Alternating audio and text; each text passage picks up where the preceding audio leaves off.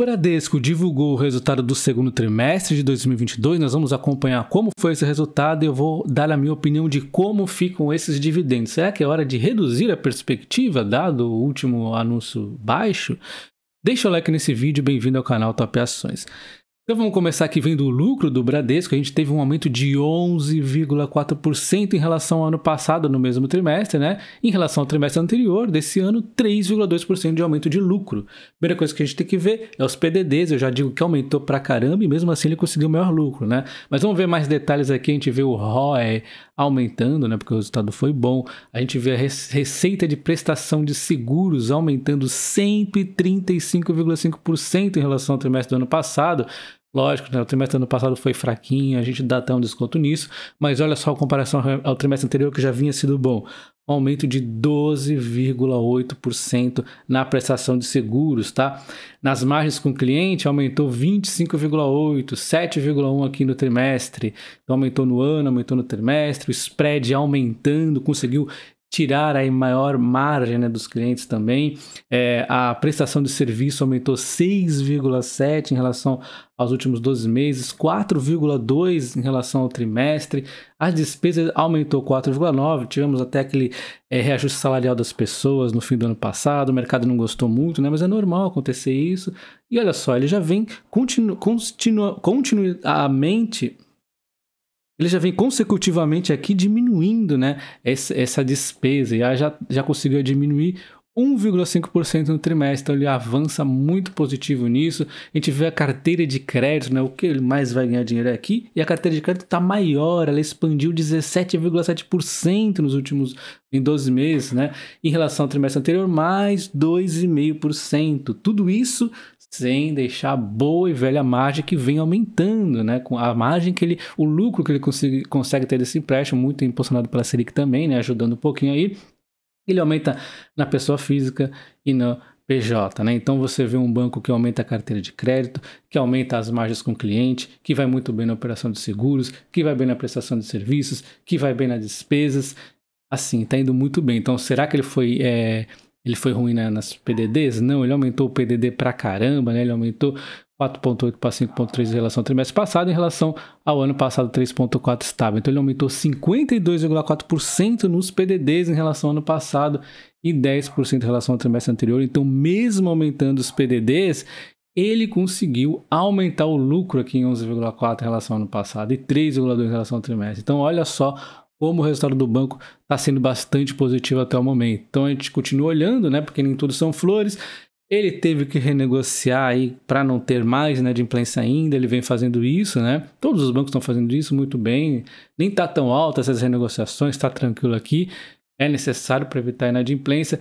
E quando a gente olha a inadimplência, dá uma assustadinha assim, dá uma perspectiva aí para o longo prazo que pode vir a incomodar. A gente vê a inadimplência pessoa física aqui em níveis recordes aqui desses últimos tempos, né, desses últimos 2 anos, ó, 4,8. Então vem numa sequencial de aumento, aumenta 0,4 pontos agora, tá? Então, realmente a níveis de março de 2020, a inadimplência de 90 dias.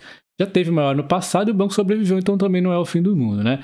Em relação à pessoa física aqui, pessoa jurídica, né, micro e pequenas empresas e médias também vem aumentando, mas está longe ainda dos topos, né? Então, tá tranquilo ainda, mas deu uma aumentadinha de 0,3 pontos percentuais, enquanto aqui no total está sob controle, não está no topo, porque também as grandes empresas aqui deram uma reduzida legal, né? As grandes empresas não estão tendo problemas com inadimplência, né? E quando a gente vê inadimplência de 15 a 90 dias, que vai nos mostrar uma perspectiva logo à frente, ajuda um pouquinho a ver, né? Parece que ter desacelerado esse aumento, né, neste momento. Então, dá um certo respirar, né? Porque olha só, parece estar estabilizado. Porque olha só, quando a gente vê essa de 15 a 90 dias aumentando muito, acaba indo para 90 dias, né, depois. Então, deu uma leve estabilizada aqui em relação a março de 2022. Então, pode ser que no próximo relatório já não aumente, né? Essa inadimplência deu uma estagnadinha, né? O que já é um bom sinal. Mas, de qualquer forma, de olho total atento aqui nas inadimplências, né? Então, por isso que o banco aumentou o PDD de forma correta, sendo aí cauteloso, e talvez por isso ele tenha segurado um pouquinho de dividendo também, tá? Vendo quem está entrando na carteira de crédito, olha, tá focando muito aqui no rating AAA, olha, 92,5% são os novos clientes entrando aí no último ano, mais do que ele já tem, que é 90%, né? Então, ele está focando bastante no crédito de qualidade. Inclusive, estava em 80 e poucos, né, até um tempo. Foi aumentando aí, focando em clientes de qualidade para ter menos inadimplência exatamente. A carteira de crédito, como nós vimos, aumentou e aumentou em tudo aqui, ó, tudo aumentando, né? E deu uma reduzidinha no trimestre aqui em relação aos demais produtos que a gente pode encaixar aqui o crédito rural nesse trimestre, mas também tinha aumentado forte em relação aos últimos 12 meses. Enfim, né, na oscilação normal ele aumentou aqui o crédito em tudo, né? Então as provisões aumentam por dois motivos. O principal é óbvio a inadimplência, que está aí um pouquinho apertada, e o outro é que a carteira está ficando maior, então precisa de provisões maiores também, né? E a gente vê então ele aumentando consecutivamente, né, as provisões aqui, ó, fortemente, né? Tá aqui a volta da aumentada aqui para manter algo seguro, né? A gente vê que realmente o índice de cobertura para 90 dias está em 218, que é saudável ainda, mas olha só, tá aqui um pouquinho abaixo do trimestre anterior mesmo, com essa aumentadinha aqui, aumentada nos PDDs, e tá mais abaixo também do que outros períodos que a gente for comparar. É assim, tá normal, né? Tá tranquilo, mas vamos ficar cauteloso porque essa inadimplência ainda pode perturbar, trazendo novas PDDs como esse. Mas se o banco continuar voando do jeito que ele tá, vai ser tranquilo absorver essas inadimplências, né? Então, vamos continuar aqui vendo a questão aqui dos indicadores das margens com os clientes, que vem aumentando, bom, né? Muito bom aqui, compensando os PDDs, né? Então os PDDs incomodam de um lado e ele devolve aqui com uma carteira, além de mais gorda, um spread maior, uma margem maior com os clientes. Então olha só, ele consegue aqui pelo volume médio, pelo spread, pelo mix de produtos, né?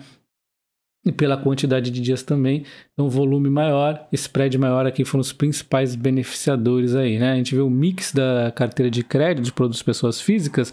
Tem o crédito consignado, que é muito seguro. Tem o financiamento imobiliário, que também teoricamente é mais seguro. E aí nós temos cartão de crédito, que é já mais arriscado, crédito pessoal também, né? Veículos e outros, né? Então eu diria aqui que tem algumas linhas que são um pouquinho mais preocupantes, mas assim, todos os bancos têm isso, né? Não tem jeito. E quando a gente vê a evolução do lucro do Bradesco, vê um aumento significativo em vários trimestres consecutivos, né? Exceto uma leve exceçãozinha aqui, mas ele vem aumentando mesmo aí em meio de cenário caótico, né? Financeiro, caótico, fintechs, ele vem aumentando, e a parte de seguros ganha uma participação maior com a redução da sinistralidade da pandemia aí. Então 25,6 é o que representa o resultado dos seguros, que veio forte, tá? Eu já tinha dito que eu esperava resultado forte, veio, né?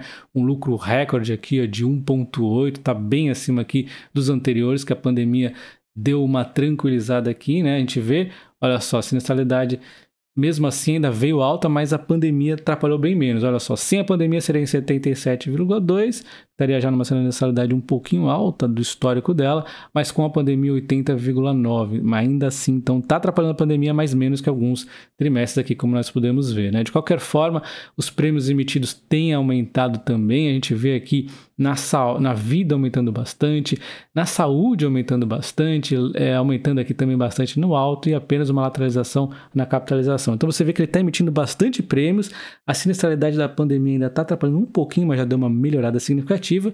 E esse trimestre, exclusivo aqui, teve uma sinistralidade normal, a sinistralidade padrão, bem alta até, e mesmo assim não tirou o brilho do resultado dos seguros, que teve bastante prêmios emitidos, né? Quando a gente vê o histórico do resultado aqui do seguro, a gente vê com pandemia ele tendo um bom resultado, né? Praticamente recorde aqui dos últimos trimestres, mas sem a pandemia teve alguns trimestres um pouco maior, que a pandemia atrapalhou demais, né? Então isso indica realmente que a sinistralidade dele foi um pouquinho mais forte, a sinistralidade padrão, né, dele foi um pouquinho mais forte nesse trimestre, tá? Mas tranquilo aí, a gente vê a despesa, né, com o pessoal que deu problema lá no passado, ainda vai carregando isso aí, ele vai compensando de outras formas, né? Inclusive a despesa administrativa é o brilho dele, olha, agências aqui e tudo mais fechando, então ele vai aí voltando, né, para o lado digital, né? Então por isso também não é tão fácil tirar a despesa pessoal assim, né? Vai diminuindo mais as despesas administrativas.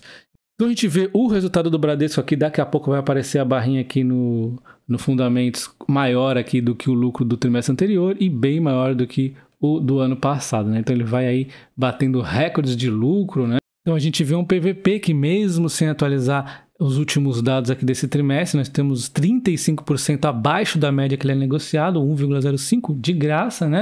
E aí quando a gente fala de preço, né, o Bradesco está sendo negociado a 1,05 de PVP, 35% abaixo da sua média, um PVP muito barato e nem está atualizado nesse trimestre ainda, né?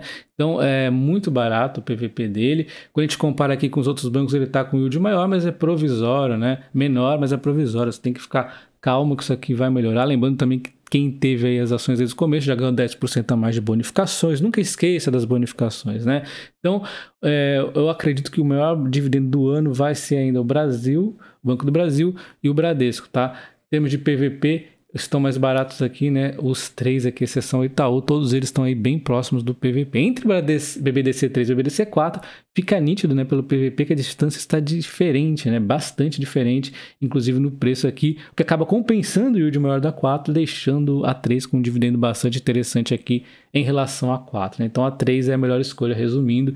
Falando em dividendos, depois do resultado a gente viu que o último anúncio não foi tão forte, aí um pouquinho abaixo de 1%, né? O pessoal esperava mais. Ela deve anunciar em dezembro o próximo anúncio e eu devo acreditar que ela vai aumentar, ela já fez isso outras vezes, tá? Então eu acredito sim que vai ser um anúncio maior.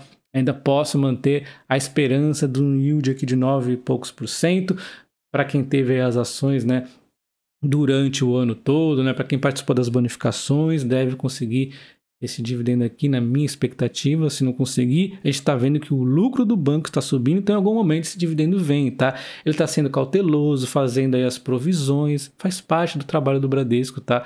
O pior seria se esse dividendo tivesse sido menor, porque ele não conseguiu suportar os PDDs e o lucro caiu demais. O lucro não caiu. Então, puxa, ele fez os PDDs, manteve o lucro e está aí cauteloso, mas está firme e forte aí no longo prazo. Então, deixa nos comentários o que você achou do resultado do Bradesco. Eu gostei bastante, tá? Deixa o like nesse vídeo, um abraço e até o próximo. Valeu!